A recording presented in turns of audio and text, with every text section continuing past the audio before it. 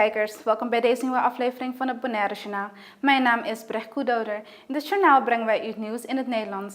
In deze aflevering onder andere een reportage over de South Farm Foundation. We beginnen onze uitzending met de heer Robbie Beukenboom van de partij Frente Social Progressivo, FSP. Tijdens de eilandsraadvergadering van 26 februari werd het onderwerp over het veiligheid van getinte glazen behandeld. Ja, we hebben recentelijk dus de nieuwe wegenverkeersverordening behandeld in de Eilandsraad. Die is unaniem aangenomen, daar zitten een heleboel dingen in. Artikelen in zit bijvoorbeeld voor een invalide waar we altijd voor staan, zebrapaden. Je kan je niet voorstellen wat allemaal op Bonaire juridisch niet geregeld was. En dat kan politie niet werken natuurlijk en kunnen de burgers weten ook niet wat hun rechten zijn. En straks heb je een groot probleem. Na 62 jaar hebben we een nieuwe wet aangenomen. Dat was heel prima, was heel mooi, maar er is enige commotie gekomen in de Bonaireaanse gemeenschap met betrekking tot de getinte glazen, zogenaamd. Je hebt die wagens die met donkere glazen rondrijden, je hebt pikzwarte glazen, maar je hebt ook lichtere. Je hebt andere glazen die van de fabriek komen, zo zijn gebouwd. En daar heb je natuurlijk weinig over te vertellen. Maar om een lang verhaal kort te maken, er is enige commotie gekomen. En van de verkeerspolitie hebben we begrepen dat de wet inderdaad 70% lichtpenetratie beweert dat we dat moeten hebben. Maar we zijn tot de conclusie gekomen na de Surinaamse en de Curaçaose wegenverordening te raadplegen. En daar kan je een penetratie van 35-55%, heb je ook genoeg licht in de voorcabine. Dus waar de chauffeur zit, dan moeten de autoriteiten altijd oog in de zeil kunnen houden hoe de chauffeur zich gedraagt. Of hij een veiligheidsbelt aan heeft, of hij aan het bellen is, of een kinderzitje op de voorstoel zit wat niet mag, die moet achterop zijn. En op de achterbank, dan mag je best enige privacy hebben.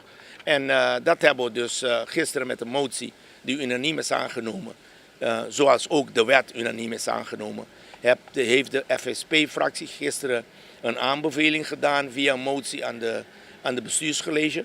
En die moet voor augustus, wanneer de wet in werking treedt, een advies naar ons uitbrengen. Dat dan de raad weet wat ze gaan doen met de huidige situatie. De vooruit die hoort dus bij de cabine. Daar zit dus de chauffeur.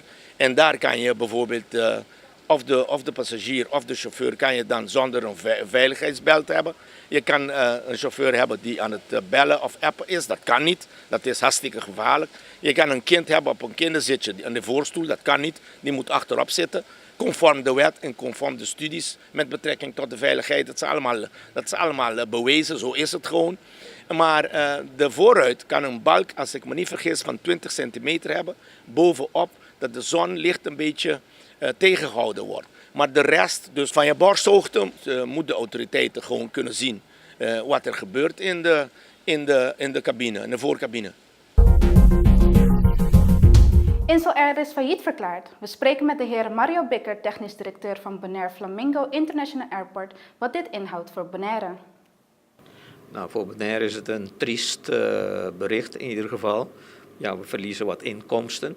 Niet zo grote inkomsten, want we hebben het al zien aankomen. Sinds de surveillance van betaling hebben we al maatregelen getroffen met Inselair. We houden de kredietlijn met Inselair vrij kort. Dus kort bedoel ik dat we betalen niet meer conform de regels om de 30 dagen, maar het is gewoon om de 15 dagen. En we controleren dat regelmatig. Dus iedere keer als we wegzakken, dan maken we een nieuwe regeling.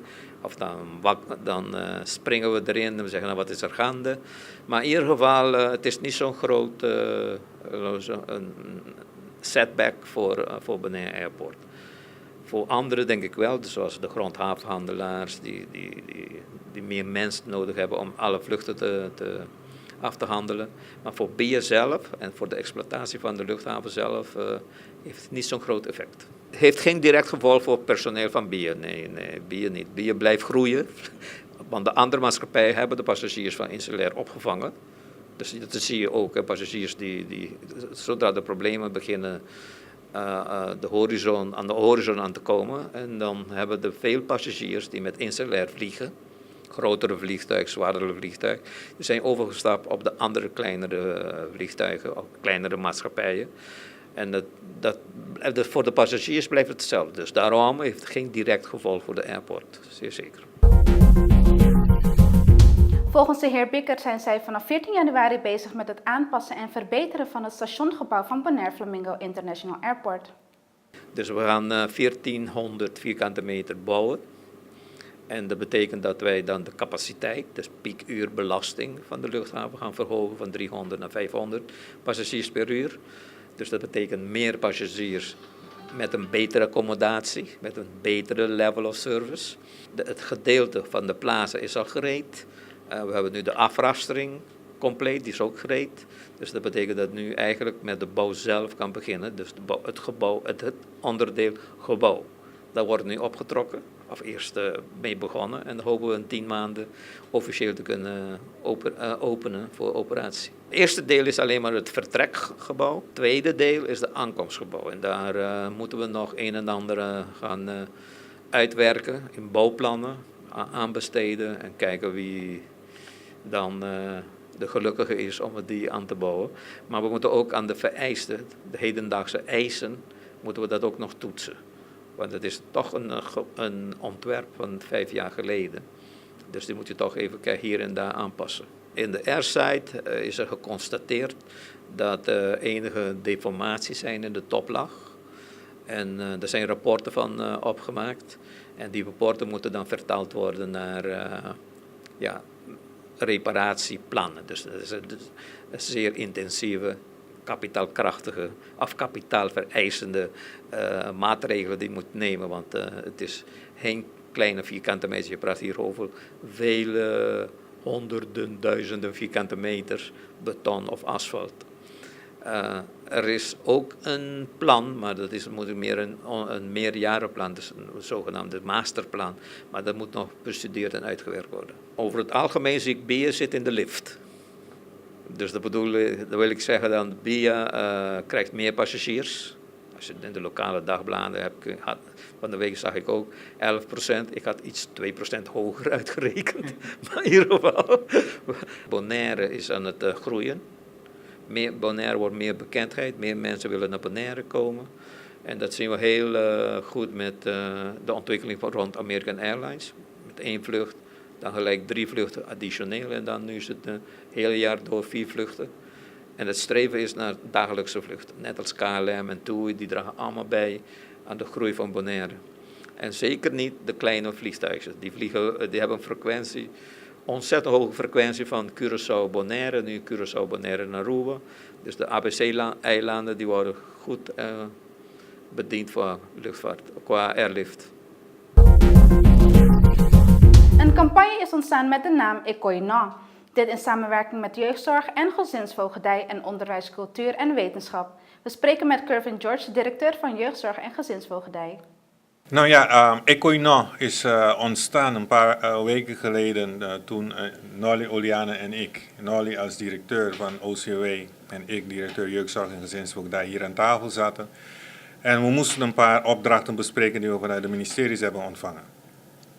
Terwijl we daar mee bezig waren, heeft Nolly mij een paar beelden laten zien van, ik weet niet of jullie dat kennen, maar de Fuikdag op Curaçao, waarbij die beelden best wel seksueel getint waren, waarbij een vrouw heel vies behandeld werd door mannen, onder genot van alcohol en allerlei soort muziek en dat soort dingen.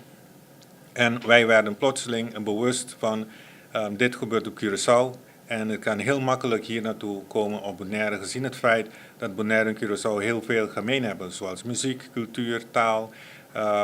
En de jongeren weten elkaar tegenwoordig door social media heel makkelijk elkaar te bereiken.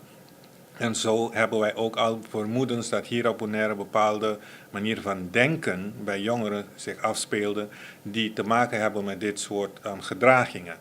Nou, dit heeft ervoor gezorgd dus dat Nolly en ik vanuit ons gevoel van burgerschap het initiatief hebben genomen om ons team te mobiliseren om dit campagne te beginnen, Ekoina. Wat betekent dat echt niet, of dat mag niet. En daarmee willen we bereiken dat onze jeugdigen, maar ook ouders en andere burgers bewust worden van de gedragingen van vandaag kunnen gevolgen hebben in de toekomst. Wij willen niet dat onze jongeren zomaar dingen overnemen van het buitenland, van andere culturen of van een trend gewoon meegaan zomaar, niet denkend aan hun toekomst. Bonaire wil graag dat over een paar jaren onze jongeren cruciale of heel belangrijke functies overnemen, zodat wij als Bonaireanen verder kunnen gaan in de ontwikkeling van ons eiland met ons eigen inbreng ook. Hoe kunnen we dat dan doen als onze jongeren tegenwoordig dingen gaan doen of zichzelf begeven op platforms die later gebruikt kunnen worden tegen hen? Gezien het feit dat tegenwoordig de sociale media een platform is ook voor bijvoorbeeld mensen die medewerkers zoeken bij sollicitatiegesprekken, selectiegesprekken en dat soort dingen. Dan kan je zien dat iemand die vandaag iets doet, over een paar jaar door dit soort beelden geen cruciaal of belangrijke taak kunnen vervullen. De meisje in kwestie, die we het hebben over de sociale media, wat er is gebeurd, heeft zijn baan verloren. Vorig jaar waren soortgelijke dingen ook gebeurd bij een andere feest. De mensen van Celicor op Bonaire, op Curaçao, die hebben ook hun baan verloren. En ik weet dat hier dit soort beelden ervoor kunnen zorgen dat iemand met de beste kwaliteiten, met de juiste ervaring, toch niet bepaalde functies kunnen vervullen. Dus dat is een van de dingen die we zeggen, Ekoino, we kunnen niet accepteren dat meisjes en jongens zichzelf zomaar gedragen hier op Bonaire zonder te denken aan hun toekomst. Wij gaan nu naar de reclame en zijn zo bij u terug.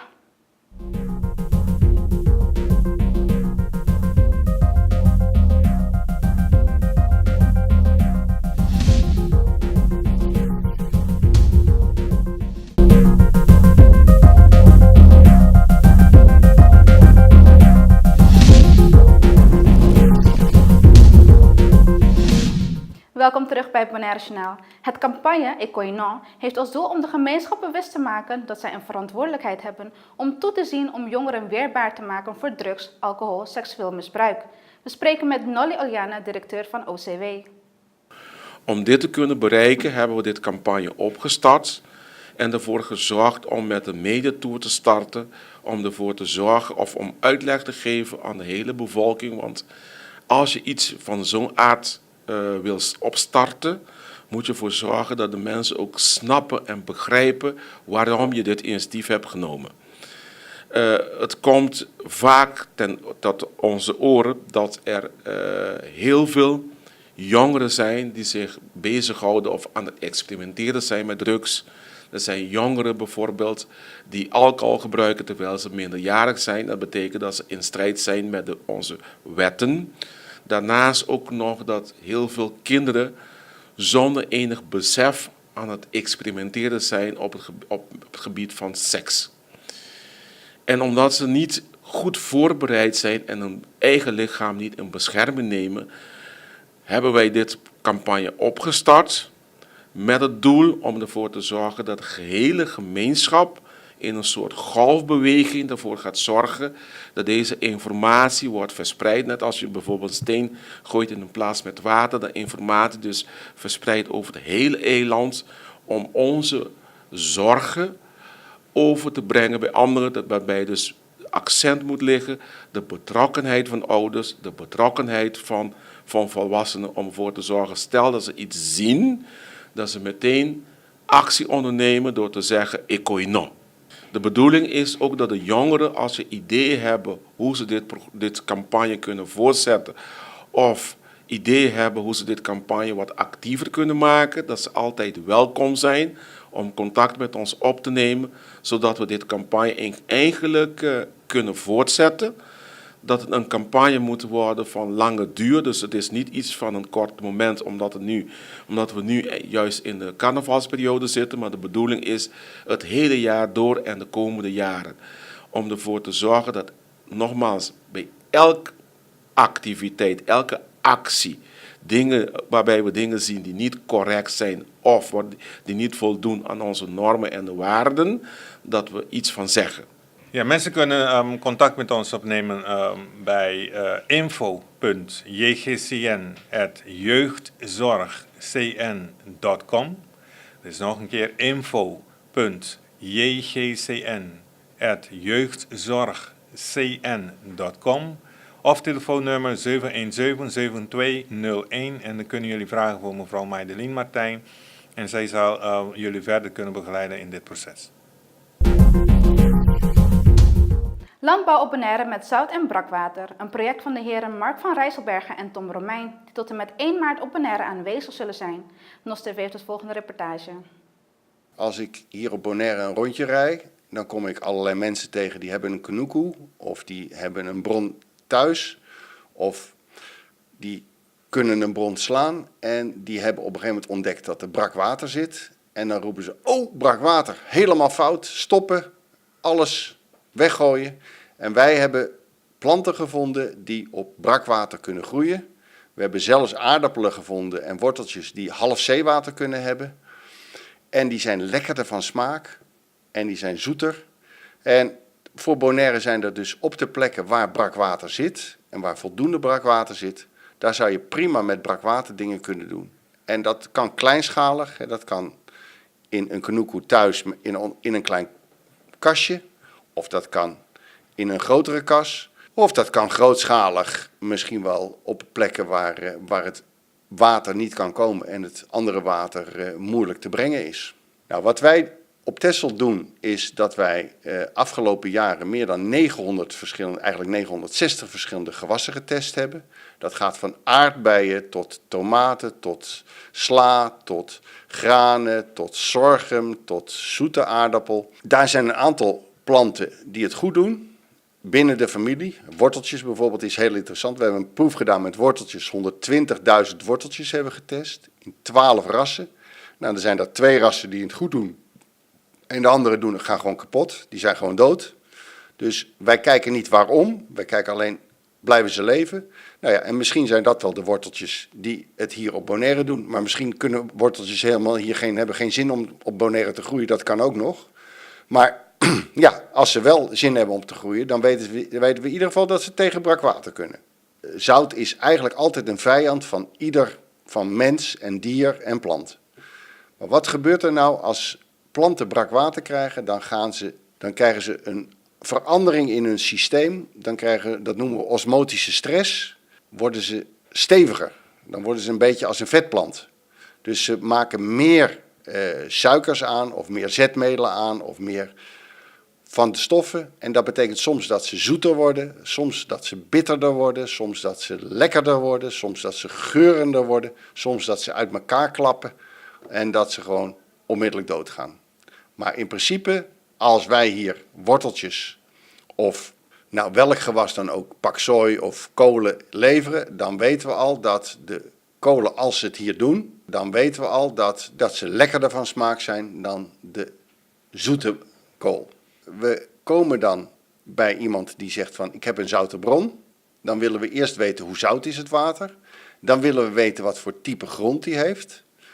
De grond moet het water doorlaten. Als het water op de grond blijft liggen, dan wordt het één grote zoutplas. Dus dat gaat niet. Dus het water moet door de grond kunnen zakken. Nou, dat is voor een groot gedeelte zal dat op Bonaire aan de orde zijn. Dan gaan we kijken van hoe moeten ze daar de grond bewerken, welke bemesting moeten we toepassen en hoeveel water moeten ze geven en welke zaden. En dat is eigenlijk het proces wat we in willen zetten voor mensen die eigenlijk gestopt zijn met groenten te telen, dat die zich aanmelden bij Rosemarijn de Jong en zeggen van luister, ik heb een put die is zout, kan ik er nog iets mee? Nou, dan zeggen we hoe zout is die?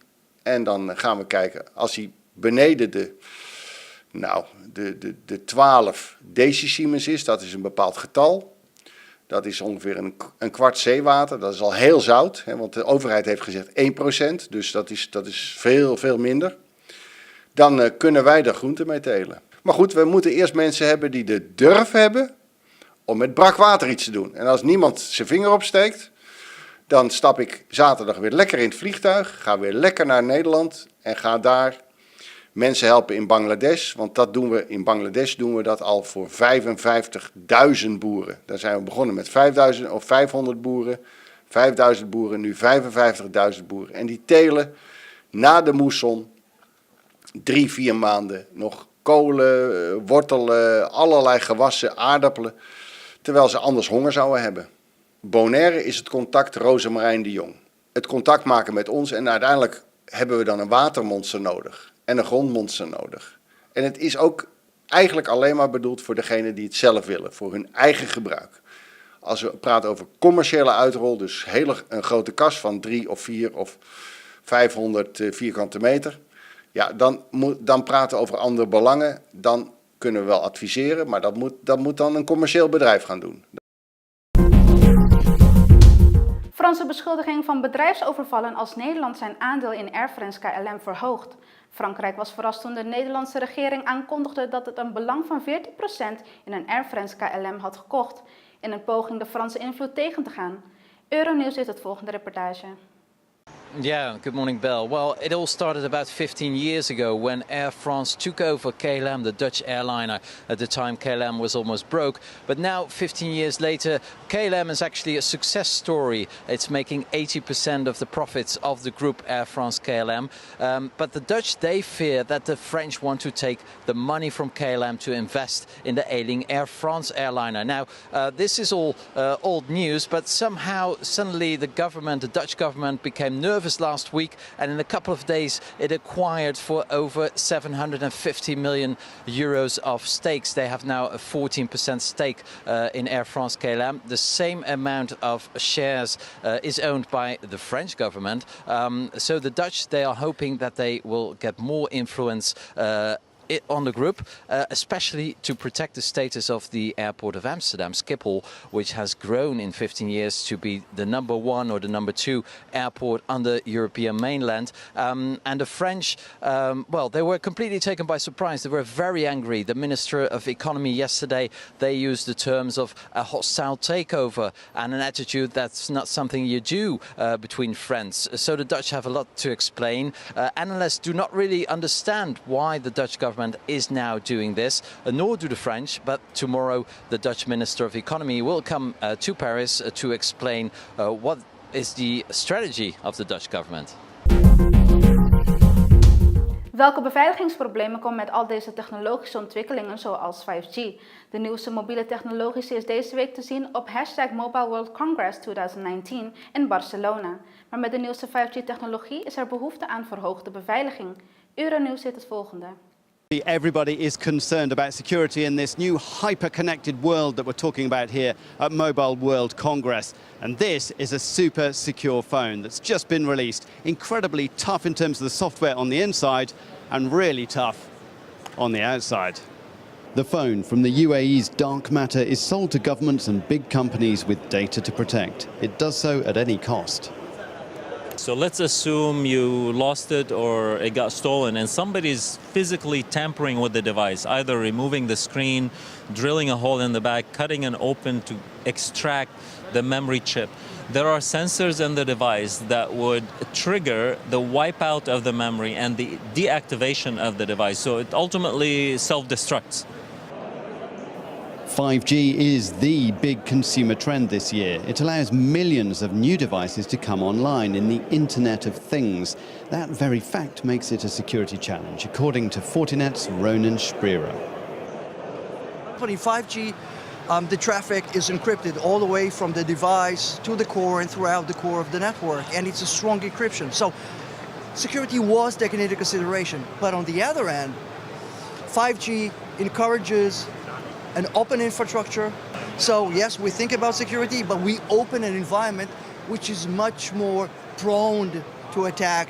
5G is the future, but what about security today? Mobile phone users are at risk from fake applications, which, once installed, will steal the user's credentials and siphon money from them. Lucas Stefanko from Urset has a warning for Android phone users. The most popular are mobile banking threats that actually tries to steal credentials from the victims. They use sophisticated techniques such as misusing accessibilities or simple fake banking apps, and they try to impersonate actual banking applications. Really simple but powerful in a way. Whatever kind of device you're using, you need to stay vigilant. That's the message today. And as we move forward into this 5G future, well, billions more devices will go online. Plenty more opportunities for the bad guys to get the better of us. U kijkt naar het Bonaire Journaal van deze week. Mijn naam is Brecht Koedoder. Ik wens u nog een hele fijne avond en graag tot de volgende keer.